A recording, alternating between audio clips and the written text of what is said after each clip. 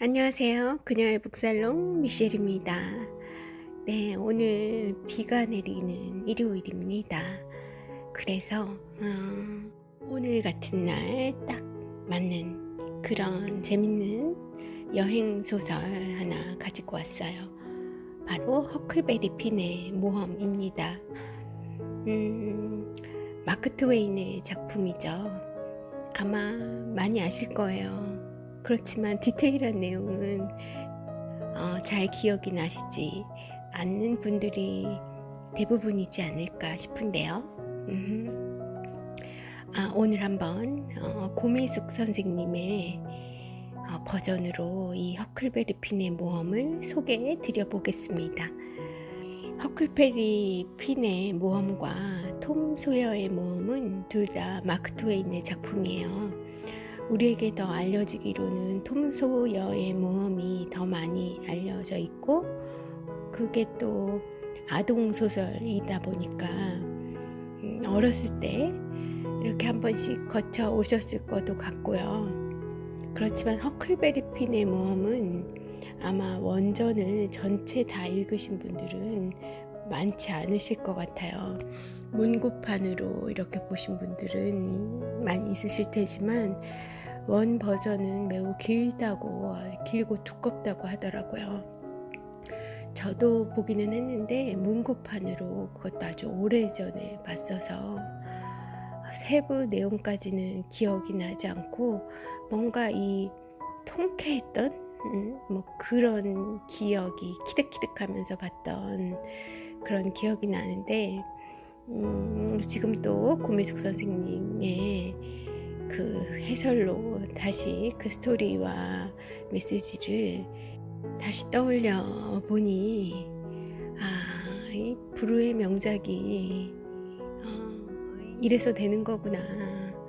뭔가 사람들이 뭐 본인의 입으로 표현할 수 있을 만큼 그렇게 확실한 주제의식을 찾지는 못했다 하더라도 그 인상 속에 뇌리에 강렬한 어떤 인상이 남으면서 내 속에 어떤 그 또 다른 에너지의 원천으로 그 메시지가 육화되는 게 아닌가, 큰 자양분이 되는 게 아닌가.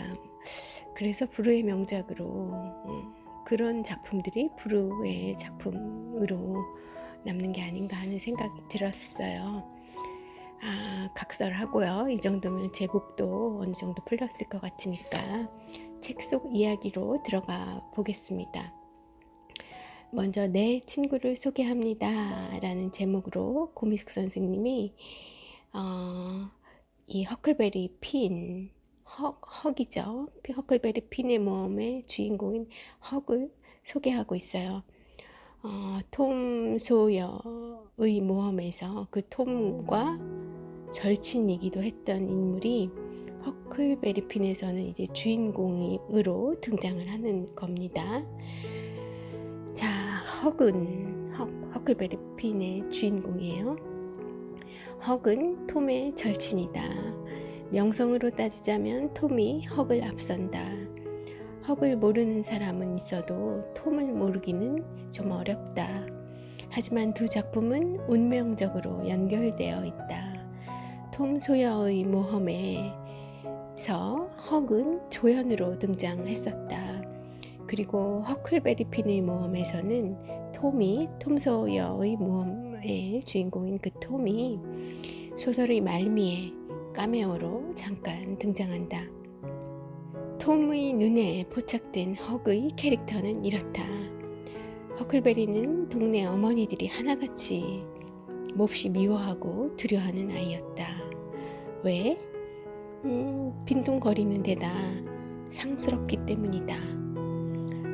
옷차림도 넝마의 누더기가 기본이다. 하는 짓거리란 날씨가 좋으면 남의 집 문간 계단에서 잠을 자고 비가 올 때면 큰 나무통 속에 들어가 잠을 잤다. 요즘으로 치면 노숙자다. 사회적 약자, 버림받은 아이, 상처받은 영혼 등등의 이미지로 집중 조명될 판이다. 이런 묘사라고 하면 이 허클베리, 헉이 흑인으로 연상되기가 좀 쉽지 않나요? 저는 좀 그런 생각 들었었거든요. 그런데 이 이어지는 멘트들을 보면 놀랍습니다. 일단 들어보세요.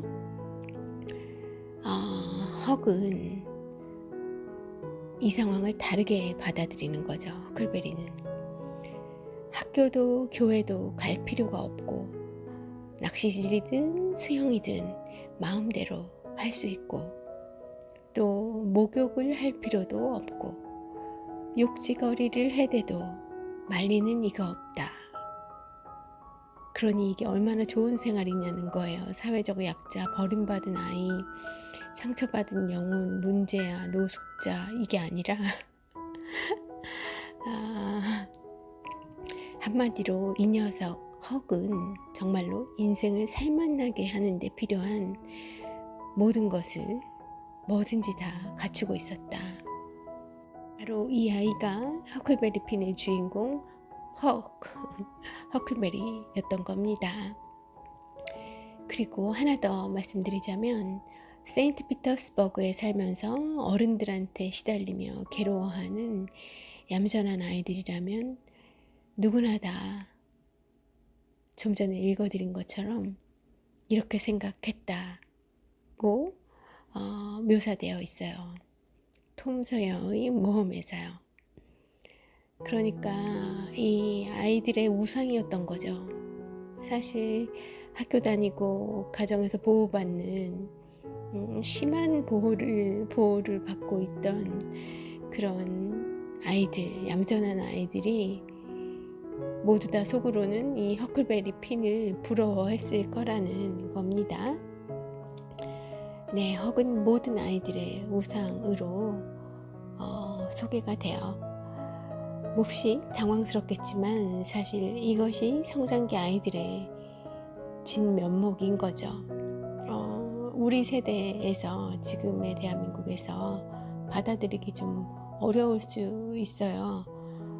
요새의 아이들은 좀 이렇게까지 자연스러운 아이들은 우리 보기 어렵잖아요.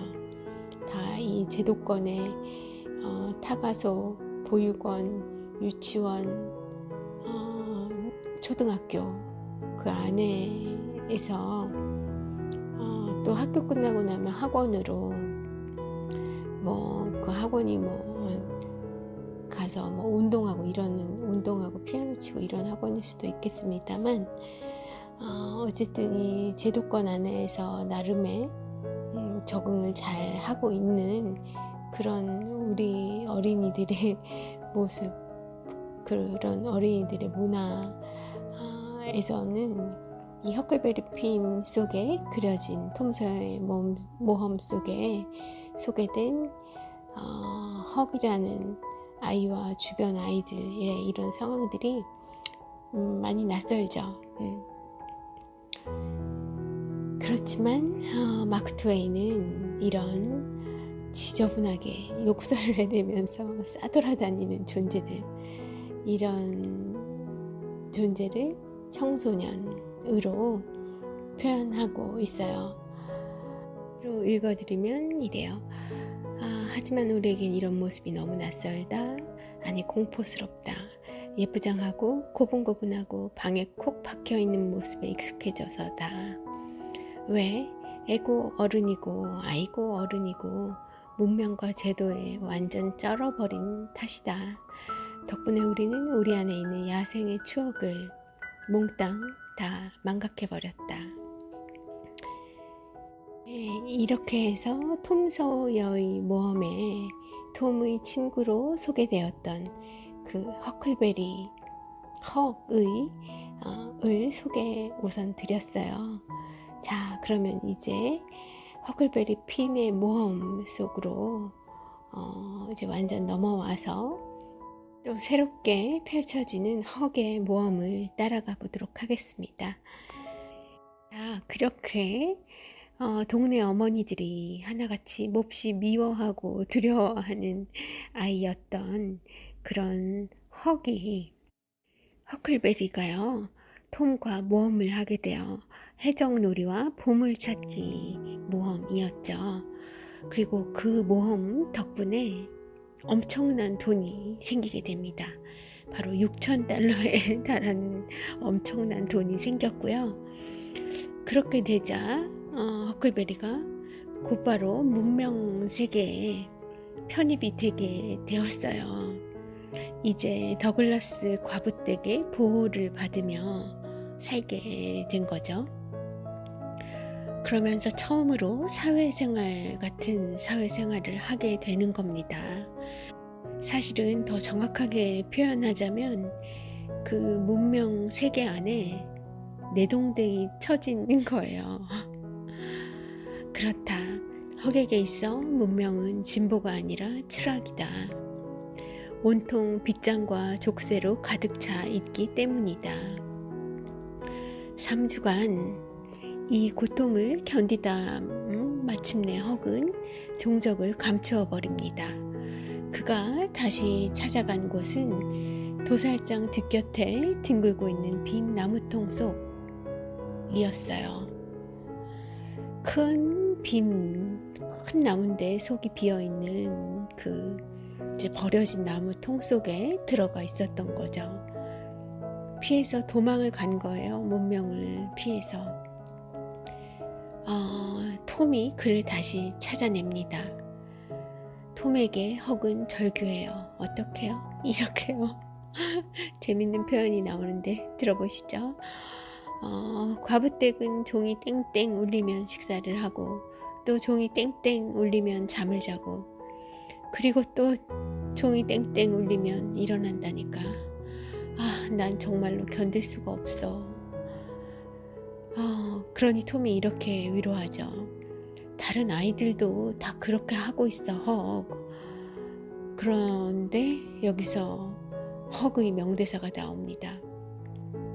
톰, 난 다른 아이들이 아니잖아. 헐. 그래요. 다른 아이들이 아니란 걸 헉은 알고 있는 겁니다. 다른 아이들 한 명 한 명도 사실은 다 저마다 다름을 가지고 있는, 고유성을 가지고 있는 아이들일 텐데 말이죠. 본인이 그런 존재라는 것을 깨달은 아이는 우리의 주인공 헉밖에 없었던 겁니다. 자, 이 대화는 어쩐지 익숙하다.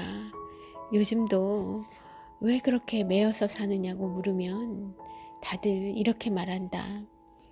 남들도 다 그렇게 하잖아요. 라고. 하지만 헉은 다르게 말한다. 난 다른 사람이 아니다. 라고요. 사실 이게 정답 아닙니까? 그리고 이렇게 덧붙인다. 아주 멋있어요. 먹을거리가 너무 쉽게 얻어지니까 도무지 밥맛이 없어. 그런 식으로 먹는 건 재미가 없거든. 이렇게 헉이 이야기를 한 거예요. 그렇다. 몸은 외부와의 밀당을 원한다. 그래야 기혈이 순환되기 때문이다. 그래서 쉽게 얻어지는 것에선 절대 기쁨을 느낄 수 없다. 헉은 거리에서 살면서 그 맛을 제대로 누린 것이다. 자, 그럼 우리는 어쩌다 이런 인생의 참맛을 홀딱 까먹은 걸까? 다름 아닌 화폐 때문이다. 헉은 그 사실을 즉각 깨달았다. 톰, 부자가 된다는 게 남들이 떠들어대는 것처럼 그렇게 대단한 것이 아니더라고. 내가 보니까 걱정에 또 걱정, 진땀에 또 진땀, 차라리 죽는 편이 낫다고 늘 생각하게 만드는 거야. 그런 거더라고, 부자가 된다는 게. 헉이 이렇게 얘기합니다. 그래서 헉은 세상에 이런 결정을 내립니다. 그러니까 내 목도 내가 다 가져, 톰. 나한텐 어쩌다 가끔 10센트짜리 동전 한 입만 주면 돼. 그것도 자주 줄 필요는 없어. 나는 말이야, 쉽게 손에 넣을 수 있는 것 따위는 눈꼽만큼도 관심 없어. 라고 헉이 이야기합니다. 와, 부자와 화폐에 대한 아주 신랄하고도 통쾌한 풍자죠. 와, 나한테는 어쩌다 가끔 10센트 동전 한 입만 주면 돼. 그것도 자주 줄 필요는 없고. 멋지지 않습니까? 우린 살면서 언제 이런 데서 한번 쳐볼 수 있을까요? 자, 청춘의 생명은 자유다. 화폐화는 천적지간이다. 화폐는 문명을 구축하고 제도와 시스템을 만들고 그것을 통해 모든 주체를 복속시킨다. 그런데 문명인들은 그것을 진보라고 부른다. 야생적 에너지를 알량한 안정과 교환한 것이다. 그렇지만 헉에게 그거야말로 부당거래다. 그렇다면 출구는 무엇인가? 간단하다. 허클베리처럼 화폐를 버리면 된다. 이게 톰 서여가 소개하는 허클베리 핀의 주인공 헉핀. 헉핀의 행동 방식인 겁니다. 이 부당거래를 벗어나는 가장 간단한 방식은 그냥 내가 화폐를 버려버리면 되는 거라는 거예요. 심플한데 답이 있습니다. 화폐를 당장 직접 다 갖다 버리기 어려우시면 더 축적하고자 하는 그런 마음만 일단 비우시면 어떨까요? 잠시 작가 마크 트웨인, 그 불멸의 작가에 대해서 좀 알아보겠습니다. 마크 트웨인에 대한 해밍웨이의 찬사를 좀 들어볼까요? 현대의 미국 문학은 모두 마크 트웨인의 허클베리 핀의 모험이라는 한 권의 책으로부터 비롯되었다. 그 이전에는 아무것도 없었다. 그 이후에도 그만큼 훌륭한 것은 없었다. 한마디로 전무후무한 작품이라는 거죠. 이보다 더 센 찬사가 또 있을까요? 지난 4반세기 동안 영어로 나온 작품 가운데 논쟁의 여지가 없는 걸작, 그리고 신들이 점지해준 천재의 것이 있다면 그것은 바로 저 거대한 강의 탁월한 낭만 소설인 허클베리 핀의 모험이다. 이런 찬사도 있습니다. 미시시피 강의 오디세이라는 그런 또 별칭이 붙어 있죠. 이 허클베리 핀의 모험이라는 소설에는요. 읽고 나면 정말 그렇게 읽혀져요. 이 해밍웨이의 찬사에도 저절로 동의가 되게 됩니다. 하지만 모든 찬사에는 그에 준하는 비난도 따라오는 법이죠. 인종적 쓰레기에다 또 한때 공공도서관이나 학교에서는 젊은이들에게 유해한 영향을 끼친다는 이유로 금서 조치를 당하기도 했던 그런 트웨인, 그런 허클베리 핀의 모험이기도 합니다. 또 아마 마크 트웨인이 가장 자랑스럽게 여겼을 만한 평도 있어요. 그게 뭐냐면 살아생전에 가장 사랑받고 가장 미움받은 작가라는 이 평가, 아마 트웨인이 가장 좋아하지 않았을까 합니다. 이런 대단한 문제작을 쓴 작가 마크 트웨인은 어떤 사람이었을까요? 본명이 세뮤얼 랭온 클레멘스 라고 본명이 따로 있어요. 이 마크 트웨인 이름이 특이하다 생각은 했는데 이게 장명이라는 거는 전 처음 알았습니다. 1835년 미주리주의 작은 마을 해니벌에서 유년기를 보냈고요. 젊은 날 미시시피강을 오가는 전기선에서 조타수로 일하는 경험이 있습니다. 28살 무렵부터 마크 트웨인이라는 필명을 썼고요. 마크 트웨인이라는 것의 의미는 증기선의 수심을 측정하는 선원의 외침 소리를 의미하는 용어라고 해요. 그래서 안전 항해 수심 약 3.7m를 의미합니다. 이런 직업적 특수용어를 필명으로 쓸 만큼 미시시피강은 마크 트웨인의 모든 작품의 원천이었던 거죠. 그리고 뉴욕에서 거주했지만 수시로 전 세계를 돌아다녔고 평생 쉬지 않고 작품을 써댔던 작가이기도 하고요. 우리에게 잘 알려진 왕자와 거지도 바로 이 마크 트웨인의 작품입니다. 평생의 동료였던 작가이자 잡지 편지사 하월스는 마크 트웨인을 이렇게 평했죠. 현자의 머리에 소년의 마음을 지닌 사람이라고요. 사실 이 현자와 소년, 악동이죠. 이 현자와 악동의 조합, 종잡을 수 없는 인물이라는 의미일 수도 있겠고, 저는 또 한편으로는 그런 생각이 드네요. 이만한 조합이 어디 있을까? 현자들은 다 이런 때묻지 않은, 그리고 이 저항정신, 자신이 아니라고 생각되는 것에는 거부할 수 있는 그런 기질을 가진 소년의 기질을 사람들이 다 또 현자이기도 하잖아요. 현자의 머리에 소년의 마음을 지닌 친구의 눈에 정확하게 마크 트웨인이라는 사람이 포착이 되었지 않나 싶어요.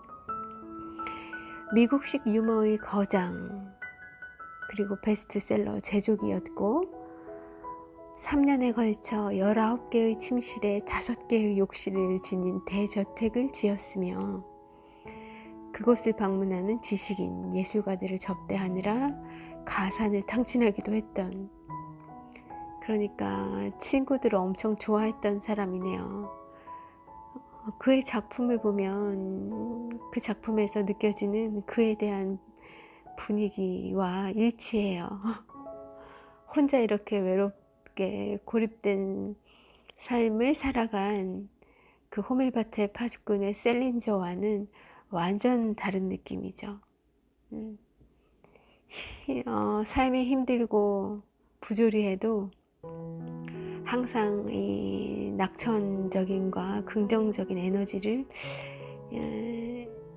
내뿜었던, 잃지 않았던 정도가 아니라 내뿜고 살았던 이 마크 트웨인의 면면을 잘 볼 수 있는 그에 대한 스토리인 것 같습니다. 말년엔 대공황의 여파로 파산을 하게 되자 그 부채를 탕감하기 위해 전 세계를 배경으로 순회 낭독회를 열어야 했어요. 한마디로 가장 멋지고 가장 정신없는 인간의 대표적인 인물인 것 같기도 하고, 그래서 또 이 길 위에 떠돌아다니는 길 위에 한평생이 펼쳐져 있던 그런 작가분 아니셨나 싶네요. 소설로 여행을 하고 실제로 여행을 하고 인생에 이런 기복이 있고, 특히 남북전쟁 이전 남서부의 거칠고 폭력적인 풍토가 몸에 익은 그가 결혼을 한 것은 또 완전 반대되는 그런 아내와 결혼을 했어요. 뉴욕의 중상류층 집안에서 자란 교양 있는 아내를 얻은 거죠. 행운일까요? 불행일까요? 이 대목에서 고은 선생님이 생각나네요. 시인 고은. 그분도 그런 야생의 삶을 사시다가 중앙대 영문과 교수분과 늦은 결혼을 한 이후에 또 그 이후에 굉장히 아주 안정적인 그런 작품 생활을 하면서 수많은 그런 엄청난 양의 시와 문학 작품들을 쏟아내시고 있는데, 트웨인에게도 그랬을까요? 거칠고 야생적이고 욕설 가득한 그의 글들은 그의 아내와 딸들의 검열과 편집 속에서 다소 얌전하게 순화되어야 했다. 덕분에 뉴욕의 중상류층 삶을 살았으면서도 현대 문명에 대해 가장 전복적인 풍자와 조롱을 쏟아낸 역설적인 존재로 길이 남게 된 겁니다. 병으로 아내와 딸들을 잃고 우울한 만년을 보내다가 1910년 4월 21일에 75세의 나이로 사망을 했고요. 다음 날 바로 뉴욕 타임스에서 이렇게 부고가 공유됩니다. 그의 명성은 이제 불멸이 되었다라고요. 자, 불멸의 그의 소설 허클베리 핀의 모험 속으로 들어가 보겠습니다. 소설 첫 장, 첫 페이지를 장식하는 건 다짜고짜 경고다. 보세요. 이 이야기에서 어떤 동기를 찾으려는 사람은 고발당할 것이다. 여기에서 어떤 교훈을 찾으려는 사람은 추방당할 것이다. 여기에서 어떤 줄거리를 찾으려는 사람은 총살당할 것이다. 라는 경고가 붙어 있습니다. 뭐 이런 저자가 다 있어. 동기도 교훈도 줄거리도 없는 소설을 누가 읽는단 말입니까? 그런데 잠깐, 그럼 우리에게 소설은 동기와 교훈과 줄거리였던 건가요? 뭐 이런 질문을 던지고 나니 또 그렇다고 하면 왠지 소설은 좀 재미없어질 것 같고요. 우리 소설 재밌어야 읽는데 항상 뭘 교훈과 뭐 그런 걸 찾아서 읽는 건 아니잖아요. 뭐 이제 막 소설이란 뭔지 헷갈려지기 시작하는 겁니다. 이런 질문을 안고 일단 넘어가 보죠. 허클베리 핀의 모험은 주인공 허클베리의 자전적 작품이다. 그래서 1인칭 시점인 거죠. 이야기는 과부댁에서 시작한다. 조금만 참고 살면 대모험에 끼워주겠다는 톰의 회유로 헉은 다시 과부댁으로 돌아간 거죠. 다시 문명세계에 내동댕이 쳐진 겁니다. 규칙과 예법, 기도와 회개, 친절과 배려 등등에 짓눌려 헉으로서는 이런 생각을 하게 되죠. 어찌나 서러운지 딱 죽었으면 좋겠다는 생각이 들어 라고 이야기할 정도로요. 자, 이것이 바로 미셸 푸코가 말한 근대 규율 권력의 실상이었던 겁니다. 욕망과 신체의 곳곳을 세밀하게 터치하고 조작하는 그런 생체 권력이죠. 가족과 학교, 교회야말로 바로 그런 권력이 작동하는 핵심 거처입니다. 우리의 주인공 헉은 본능적으로 그것을 간파하고 있었어요. 그리고 그 반대편에 술주정뱅이 아빠가 있습니다. 그는 불황자예요. 학교와 종교를 증오합니다. 그런 반문명인 허클베리와 같은 피가 흐르고 있는 걸까요? 아닙니다. 그는 문명에 편입되지 못한 주변인이다. 문명인 못지않게 그는 화폐를 갈구한다. 술을 먹기 위해서다. 또 그 술은 언제나 폭력으로 이어진다. 1년 만에 아들 앞에 나타나선 헉을 과부댁에서 빼내 상류에 속해 있는 숲속 오두막으로 데리고 간다. 헉에게 그 톰소여와의 모험으로 생긴 6,000달러가 있다는 걸 알고 있었기 때문이에요. 그래서 그 돈을 빼내서 술 먹기 위해서 아들을 과부댁에서 다시 빼내서 강 상류에 있는 숲속 오두막으로 데리고 가는 겁니다. 아버지가 아들을 유인하는 격이에요. 낚시를 하고 사냥을 해서 그럭저럭 먹고 살만 했죠. 하지만 아빠는 신나게 술을 퍼마신 다음엔 늘 헉을 두들겨 팼어요. 쓰레기 같은 아빠였던 겁니다. 그런데 여기 또 반전이 있어요. 헉은 이 생활이 나쁘지 않습니다. 왜냐하면 그러니까 상대적으로 나쁘지 않은 거예요. 담배를 피우거나 낚시를 하고 할 수 있고요. 아빠랑 같이 있는 이 생활은 비록 매를 맞긴 하지만 담배를 피울 수도 있고 낚시를 할 수도 있고 책 안 봐도 되고 공부 안 해도 됐으니까요. 목욕을 할 필요도 없고 욕설을 참지 않아도 되는 거예요. 그냥 욕을 하고 싶은 때 그냥 막 하면 되는 거니까 아빠와의 생활이 오히려 허클베리 핀에겐 나았던 겁니다. 자, 바로 이런 상황이 주인공 헉이 놓여있는 자리였어요. 한쪽은 감시와 보호, 다른 쪽은 주정과 폭력으로 놓여진 그 사이에 왔다 갔다 하는 경험을 하고 있던 겁니다. 전자, 그러니까 감시와 보호라는 사회는 안전하지만 지루하기 짝이 없었고, 후자, 아빠의 주정과 폭력이 있는 그 세계는 유쾌하긴 하지만 늘 채찍에 시달려야 했던 거죠.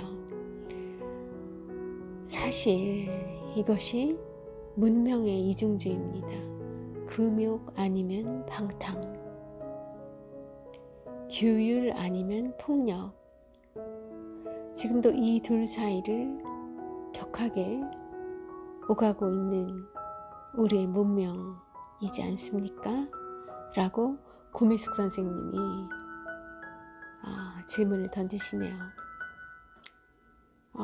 저는 뭐 빠져나갈 구멍 없이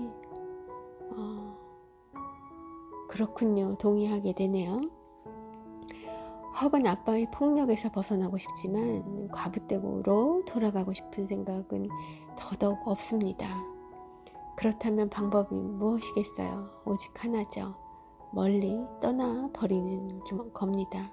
자신의 길을 떠나는 거죠. 그러기 위해선 한 곳에 머물러선 안 될 것 같았고 차라리 방방곡곡을 여기저기 떠돌아다니면서 사냥과 낚시로 끼니를 때워야 할 것 같았다 라고 책 속에 서술이 되어 있어요.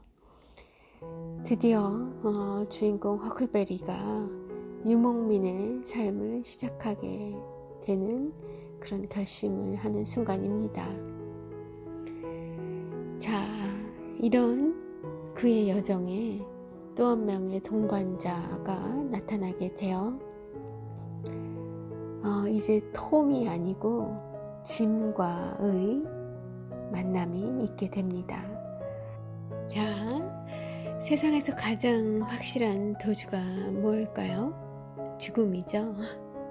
죽어버리면 낡은 인연들은 절로 정리가 되니까요. 주인공 헉도 그렇게 생각했습니다.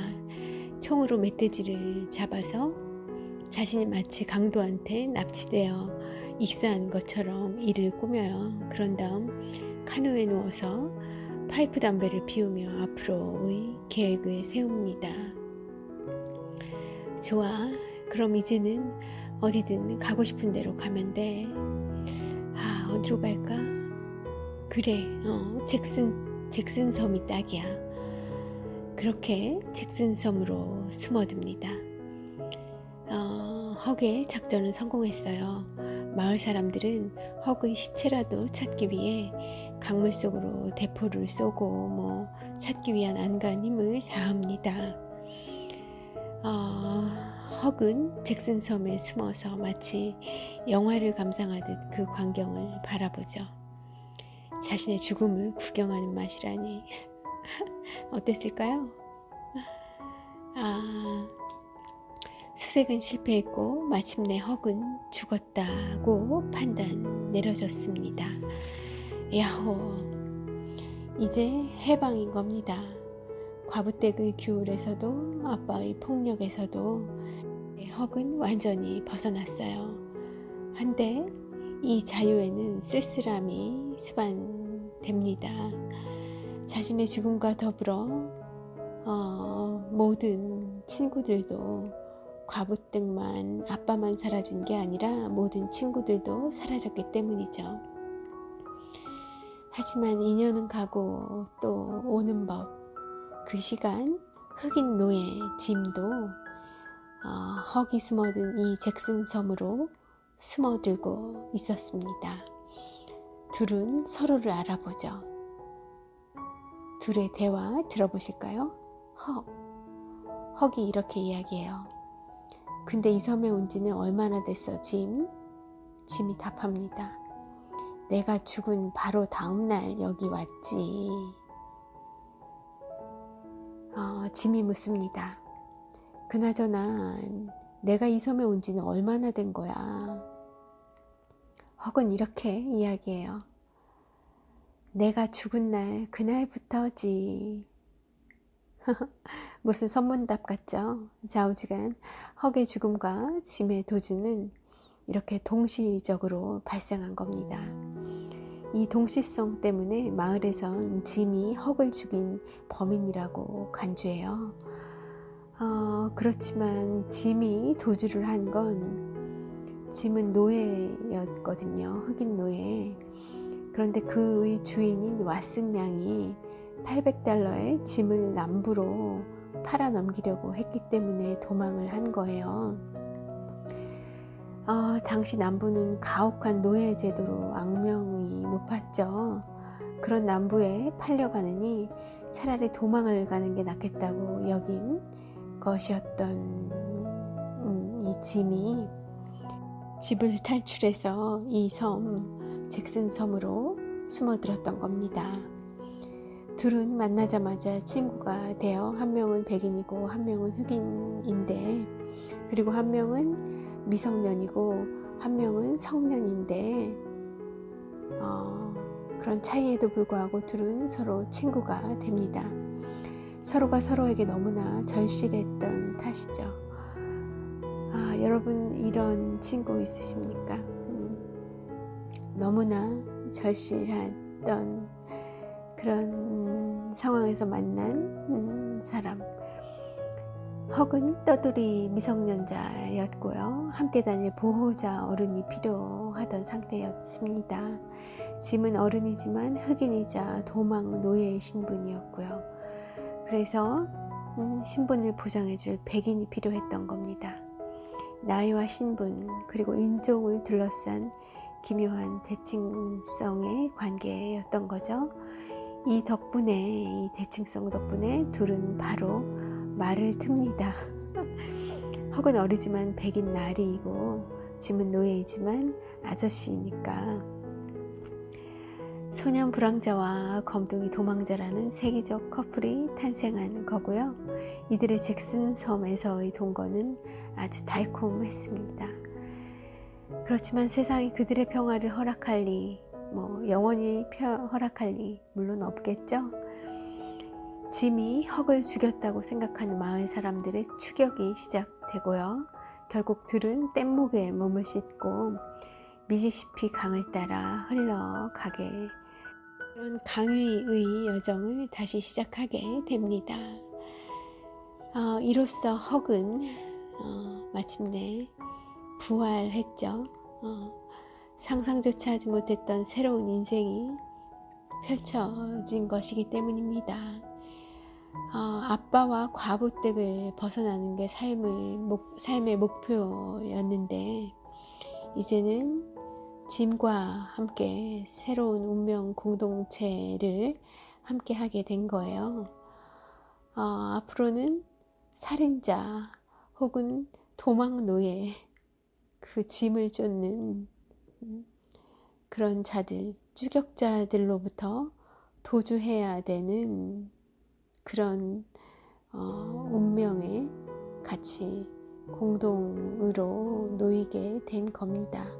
자발적으로 말이죠.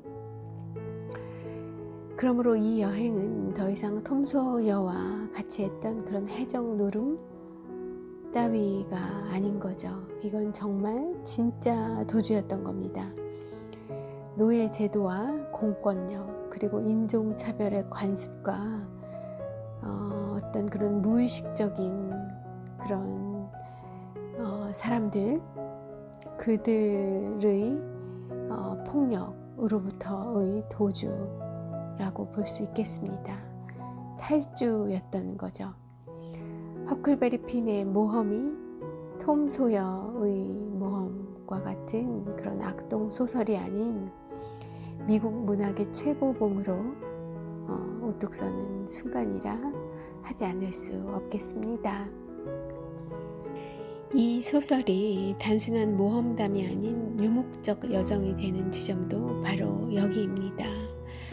한데 왜 산이나 숲이 아니고 강일까요? 잭슨 섬이 미시시피 강변에 있어서이기도 하지만 무엇보다 이들의 신체적 조건상 강이 아니고는 불가능했습니다. 헉은 미성년자였고요. 미성년자가 낯선 곳을 떠돌면 바로 눈에 띄죠. 미국은 지금도 그렇게 미성년에 대한 부모의 케어가 굉장히 확실하잖아요. 캐나다도 마찬가지고요. 그래서 미성년자가 낯선 곳을 떠돌아 다닐 수가 없었어요. 눈에 띄는 그런 장소들을 보이는 즉시 감시 아니면 보호의 대상이 되니까요. 또 마찬가지로 짐은 흑인이고요. 주인 없이 떠도는 노예는 즉각 도망 노예로 간주될 것이므로 그렇게 되면 또 미국의 어느 지역에서든 곧바로 체포 대상이 되는 거였어요. 그러니까 이 헉과 짐은 변장이 필수였던 거죠. 근데 그런 그 변장을 강이 해주는 역할을 하게 된 겁니다. 그래서 강물이다. 유행가 가사처럼 강물은 흘러간다. 아니, 흐르는 것이 강물이다. 헉과 짐이 사람들의 시선에서 벗어날 수 있는 최고의 공간이 바로 강물이었던 이유인 거죠. 그런데 이 강물을 따라 흐르려면 뗏목이 필요했습니다. 뗏목은 강물 위의 텐트죠. 그 위엔 작은 오두막도 있고 카누나 보트도 매달 수가 있습니다. 말하자면 일상의 모든 것이 다 가능한 그런 아주 스몰 라이프를 가능하게 해주는 모든 것이 다 구비가 된 게 바로 뗏목이었어요. 소설 속에. 또 한편으로는 탁 트인 하늘과 숲, 산과 마을이 교차하는 그런 풍경의 파노라마를 뗏목 위에서 즐길 수 있었죠. 그야말로 자유의 새로운 공간, 매 순간 펼쳐지는, 매 순간 변화하는 그런 자유의 공간이었던 겁니다. 자, 여기서 우린 생각해 볼 수 있겠죠. 흐르는 것이 어디 강물뿐이겠습니까? 인생 또한 유동하죠. 이제 강물을 따라 흘러가면서 헉과 짐 역시 끊임없는 다른 존재가 될 수밖에 없었던 겁니다. 유목민의 운명인 거죠. 출발하고 얼마 안 있어 짙은 안개가 밀려들자 둘은 서로 헤어지게 됩니다. 헉은 카누를 타고 짐은 뗏목에 남아서 서로를 불러요. 어이 어이 하면서 문장 읽어드릴게요. 나는 노를 집어던졌다. 그때 어이 소리가 또 들렸다. 아직 내 뒤에서 들리고 있었지만 아까하고는 또 다른 위치였다. 그 소리는 계속 들려왔으며 계속해서 위치가 바뀌었고 나는 계속해서 응답했다. 허클베리 핀 속의 문장이에요. 그렇게 서로의 존재가 아직 살아있는지 문제없는지 서로의 생사를 확인하면서 나아갔던 겁니다. 헉은 물살에 떠밀려 왼쪽으로 시속 4-5마일의 속도로 떠내려 갔어요. 고투 끝에 헉은 마침내 뗏목과 짐을 발견했습니다. 헉이 살아 돌아오자 짐은 감격에 차서 외칩니다. 아이고 머니나 이런 너냐? 죽은 게 아니었구나. 물에 빠진 것도 아니었고 다시 돌아온 거지? 반가움에 이런 짐을 던지는 짐에게 헉은 헤어진 일이 없었기라도 한 것처럼 시치미를 뜩 뗍니다. 아니 갑자기 왜 그래 짐? 술이라도 취한 거야? 짐의 우둔함을 놀려먹고 싶은 악동 기질이 발동한 거예요. 한참 만에 이런 헉의 심수를 알아차린 짐은 분노하고 화가 나요. 마음이 아픈 거죠. 그러고서 이렇게 이야기합니다. 뭐가 쓰레기인고 하니 자기 친구의 머리에다가 흙을 끼얹어서 친구를 창피하게 만드는 놈들이 쓰레기란 말이야 라고 이야기해요. 그때 헉은 정신이 번쩍 듭니다. 깨달은 거예요.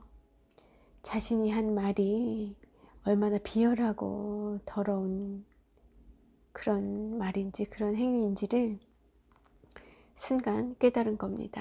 짐의 표정에서요. 짐은 진심으로 친구라 생각하고 대한 건데 물론 헉도 그렇긴 합니다만 그 걱정했던 그 헉의 마음이 얼마나 짐의 마음이 얼마나 불안했을지 그 마음을 감싸주기에는 헉이 어렸던 거예요. 그런데 그 순간 이제 깨달은 겁니다. 이 어린 헉도 깨닫게 된 거고요. 깜둥이 짐에게 몸을 낮추었습니다. 진심으로 사죄를 표한 것이죠. 이 대목이 또 하나의 이 소설의 터닝 포인트예요.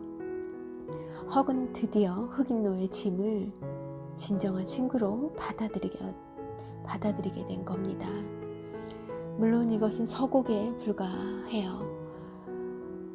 짐은 노예고 누군가의 재산으로 존재하는 그런 종류의 인간이었던 건데요.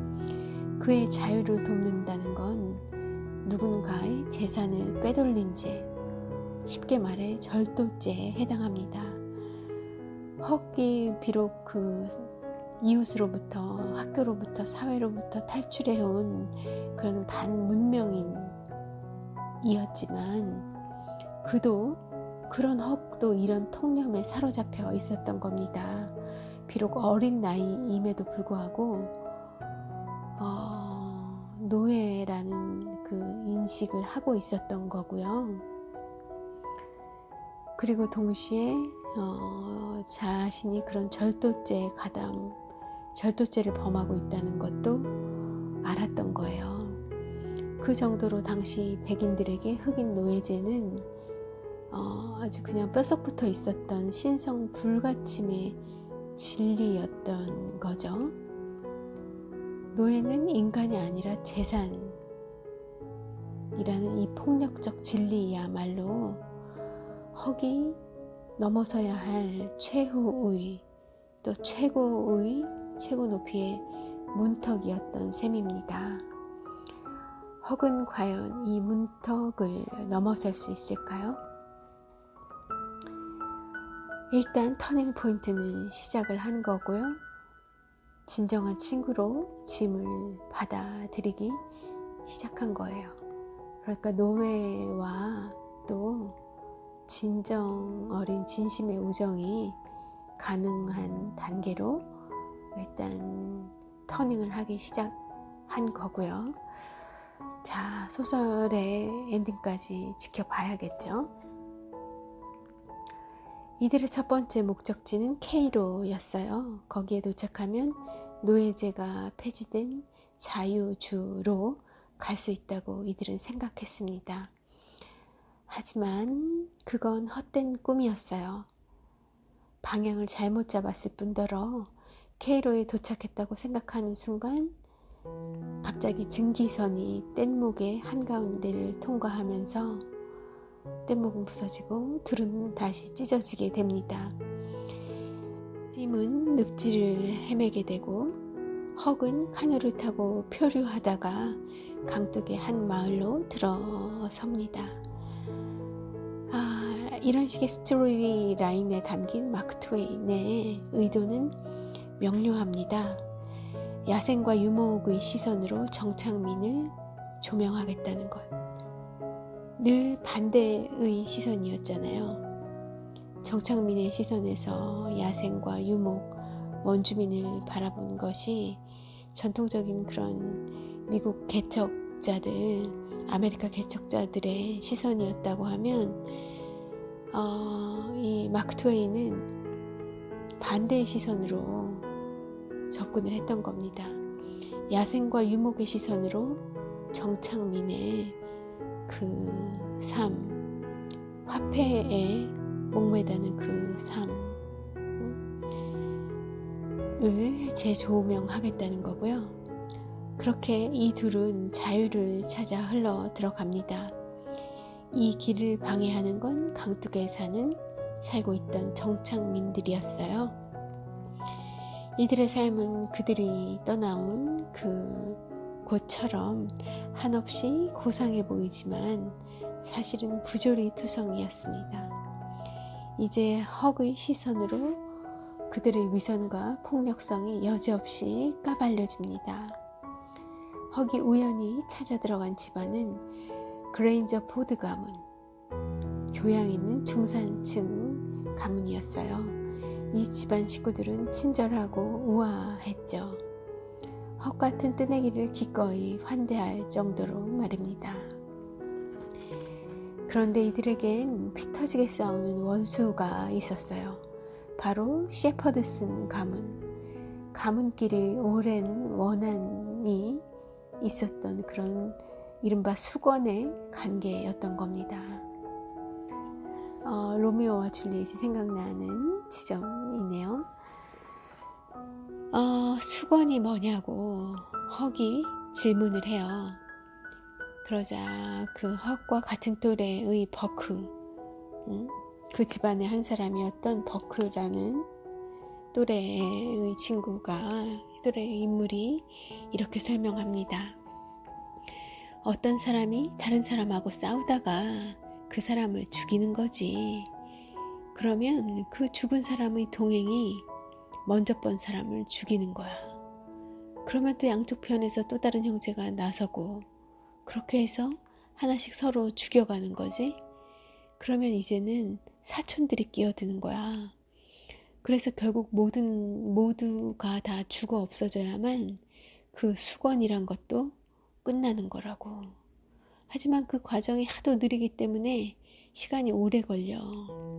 이 수건은 지금 이 집안의 수건 또한 30년 전부터 시작이 되었는데 뭐 때문인지는 모르지만 두 집안 간에 소송이 벌어졌고 소송에서 진 쪽이 이긴 쪽을 총으로 쏴 죽였어. 이렇게 수건에 대한 설명을 해주는 겁니다. 그리고 그 두 집안 간에 그 수건이 어떻게 시작이 되었는지도요. 그러니까 이 설명을 듣던 헉이 물어봅니다. 그럼 총은 누가 쏜 거였어? 그러자 버크는 대답하죠. 어휴, 그걸 내가 어떻게 알아. 아주 옛날 일이었는데. 헉이 묻겠죠. 그럼 아무도 모르는 거야? 버크는 대답합니다. 맞아. 아빠는 아실 거야. 아마 나이 많은 어른들도 아실 거고. 하지만 그분들도 지금은 맨 처음에 도대체 무슨 일로 왜 싸우게 되었는지까지는 모르실걸? 이런 대화가 나옵니다. 맙소사, 어떻게 그런 식으로 죽고 죽이는 게 가능하냐고 묻고 싶지만 이게 수건의 속성인 거죠. 원인도 진실도 모르는, 이게 이제 마크 트웨인 식의 풍자인 겁니다. 그리고 너희 자신들을 똑바로 봐라, 통렬하게 비꼬는, 꾸짖는 거고요. 원인도 진실도 모른다, 아니 알고 싶지 않다. 오랫동안 묵은 감정이 중요할 뿐이다. 이 또한 정창민의 숙명이기도 하다. 소유가 증식될수록 신체와 감정 또한 무거워진다. 그래서 일단 계기가 주어지면 폭발해버린다. 이어지는 복수혈전의 퍼레이드, 모두가 죽을 때까지 결코 끝나지 않는다는 점에서 일종의 데드매치다. 우리를 지배하는 적대적 이분법들 역시 대부분 이런 배치의 산물이다. 더 가관인 건 이들은 모두 크리스천이다. 일요일이 되면 양 가문 모두 말을 타고 교회에 가서 예배를 드린다. 한데 예배당에서도 두 가문의 남자들은 총을 무릎 사이에 끼고 있거나 아니면 벽에 세워둔다. 그럼 이 살벌한 두 가문을 앞에 두고 하는 설교는 대체 어떤 것일까? 말끝마다 형제 사랑이니 뭐니 따분한 이야기뿐이었다. 하지만 모두들 훌륭한 설교라고 입을 모았고 집에 가는 내내 이야기를 하고 또 하면서 신앙이며 선행이며 값없이 얻은 은혜며 예정운명 구원설에 대해 열심히들 이야기를 했는데, 그날이야말로 내가 지금껏 겪은 일요일 중에서도 가장 힘든 하루인 것만 같았다라고 허클베리 핀이 묘사하고 있습니다. 기독교에 대한 풍자로선 최강급이죠. 이토록 허황되고 이토록 무의미한 설교가 또 있을란가요? 신기하게도 이런 원수진 가문들에선 꼭 로미오와 줄리엣이 탄생합니다. 적대감은 언제나 격렬한 끌림을 내장하고 있다는 증거일 것도 같은데요. 두 가문의 연인들은 마침내 사랑의 도피행각을 벌입니다.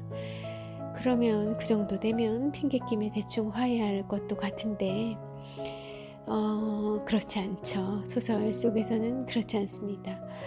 사태의 원인을 상대방 탓으로 돌리면서 더더욱 증오가 불붙습니다. 마을 광장에서 한바탕 시가전이 벌어지고 결국 양쪽의 남성들은 끊임없이 죽고 죽입니다. 탐진치의 삼위일체를 구현한 셈이죠. 탐욕과 분노, 그리고 수치심, 이 세 가지의 삼위일체를 구현한 장면이라 할 수 있죠. 이것이 마크 트웨인이 조잡하고 형편없으며 잔인함과 허영과 고집과 야비함과 위선으로 가득 찬 물건이라고 불렀던 문명인의 실체였던 겁니다. 헉은 역겨워서 토할 것만 같았어요. 간신히 도주하여 다시 짐과 해후합니다. 뗏목도 다시 찾아요. 둘은 다시금 뗏목 위에 자유를 만끽합니다. 나는 그놈의 수건에서 떠나올 수 있어서 너무나도 기뻤고, 짐은 그놈의 늪지에서 떠나올 수 있어서 마찬가지로 기뻐했다. 우리는 결국 세상에 이 뗏목처럼 아늑한 곳은 없다고 입을 모았다. 이들의 뗏목 예차는 그칠 줄 모르고 계속된다. 이 뗏목이 저에게는 그런 미니멀 라이프 같기도 하고요. 월든의 그 오두막집 법정 스님이 혼자 사셨던 그 오두막집 같기도 합니다.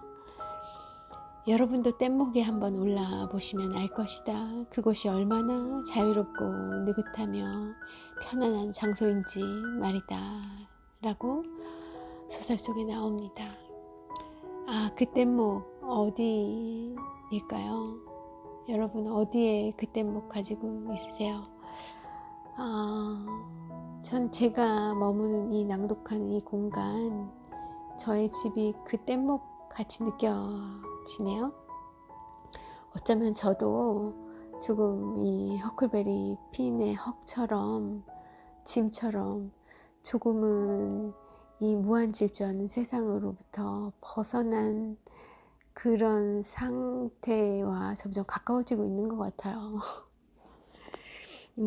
아주 자유롭고 행복한 상태입니다. 이런 식으로 이 작품은 허클베리 핀의 모험은 유목과 정착을 교차시킵니다. 강물은 모든 것을 비춰줘요. 그것은 투명하고 매끄럽습니다. 헉과 짐 또한 그러해요. 그들은 놀라울 정도로 무식하고 기겁할 만큼 순진합니다. 그들의 사유와 언어는 강물만큼이나 날 것 그대로예요. 마크 트웨인의 트레이드 마크인 유머와 풍자의 원천 역시 바로 여기입니다. 강이요. 대표적인 예가 둘이 솔로몬 대왕에 대해 대화하는 장면인데요. 들어보세요. 짐이 묻습니다. 왕이 되면 돈을 얼마나 받는 거야? 헉이 대답해요. 무슨 왕은 자기가 원하기만 하면 한 달에 1,000달러라도 가질 수가 있는 거야. 와, 그거 좋겠네. 그럼 그 사람들은 그걸 갖고 뭘 하는데, 헉? 왕이 하긴 뭘 해. 왕은 그냥 앉아있기만 하는 거야. 정말?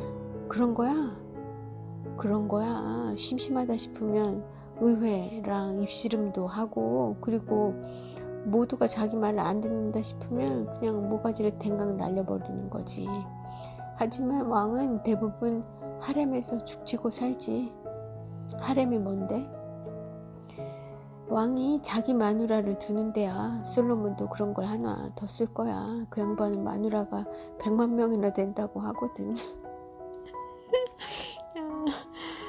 이게 어린 헉의 대사예요. 이것은 일종의 니체식 계보학이다. 우리가 자명하다고 여기는 것들에 대한 아주 유쾌한 전복을 동반하는 이 대목이 바로 마크 트웨인이 말년에 이제 재산을 탕진해서 빚을 갚기 위해 전국 순회 공연을 했잖아요. 그 전국 순회 낭독회 때 최고의 인기를 누렸던 그 대목이 바로 이 대목이라고도 합니다. 이런 식의 대화는 작품 전체에 걸쳐 쉬지 않고 이어져 나와요. 그런 점에서 이들은 뗏목 위의 노마드, 강물 위의 철학자인 셈이죠. 그들이 토해내는 언어 속에는 문명과 문화 이전의 카오스, 다시 말해 야생과 탈주의 연대기가, 자유로움의 연대기가 생생하게 살아있습니다. 허클베리 핀의 모험을 미시시피강의 오디세이아라고 부르는 것도 바로 이 때문입니다. 이와 관련한 멋진 스토리 하나 마지막으로 소개드려요. 1981년 중남미 문학의 거장 보르헤스는 워싱턴 대학에 초청을 받습니다. 그때 그가 내건 요구 조건이 뭐였냐면요. 마크 트웨인의 고향인 해니벌에 잠시 들를 수 있게 해달라는 것이었어요. 당시에 거의 시력을 잃어가던 보르헤스죠. 보르헤스는 박물관의 학예사에게 강으로 안내해달라고 부탁을 했습니다. 미시시피 강이야말로 마크 트웨인이 지닌 힘의 원천이다 라고 그 강을 한번 만져보고 싶군요 이야기해요. 그 학예사에게. 그래서 그들은 강변으로 나갔고요. 보르헤스는 그곳의 조약돌 위에 웅크리고 앉아 흐르는 강물에 자기 손가락을 담갔습니다. 그리고 말해요. 자, 이제 여행은 끝났습니다. 라고요. 마크 트웨인이 정신적 지주였던 건가 봅니다. 보르헤스의 정신적 지주요. 보르헤스뿐이 아닐 겁니다. 해밍웨이도 그렇고 수많은 미국의 문학자들과 또 문학자가 아닌 그 마크 트웨인의 소설을 품고 다녔던 그런 많은 사람들이 또 아메리칸 드림을 읽은 그런 사람들이 중에 있을 것 같고, 또 히피 시대를 열었던 그런 사람들에게도 이 마크 트웨인의 작품이 아주 결정적인 역할을 많이 하지 않았었을까, 그런 생각도 들어요. 물론 우리의 여행은 보르헤스의 여행은 끝났겠습니다만, 또 마크 트웨인의 여행도 끝나고 그는 이제 자연 속에 돌아갔습니다만, 우리의 여행은 아직 끝나지 않았죠. 제 여행도 또 듣고 계시는 여러분의 여행도 말입니다. 헛과 짐은 미시시피 강을 따라 계속 흘러갈 거예요. 불멸의 주인공이 되어서 그 여행을 계속 할 겁니다. 우리처럼, 아직 남아있는 우리의 생처럼 말이죠. 유속이 빨라질수록, 물결이 높아질수록 그들이 마주칠 사건들도 한층 격렬해질 것이고, 또 동시에 자유와 연대를 향한 그들의 갈망 또한 깊어질 것이고요. 그러다 또 유속이 잔잔해지는 그런 때도 오겠죠. 그런 때도 지나갈 거예요. 흐르는 강물처럼, 영화 브래드 피트가 둘째 아들로 나왔던 그 흐르는 강물처럼이 생각나는 그런 순간이네요. 긴 스토리지만 길지 않게 여겨지셨을 것 같은 그런 허클베리 핀의 모험을 소개해 드렸습니다. 읽는 동안 저도 행복했고요. 여러분도 남은 오늘 하루 아주 편안하고 행복한 그런 휴식 되시길 바라겠습니다. 미셸 물러가 볼게요. 함께 해주셔서 감사해요.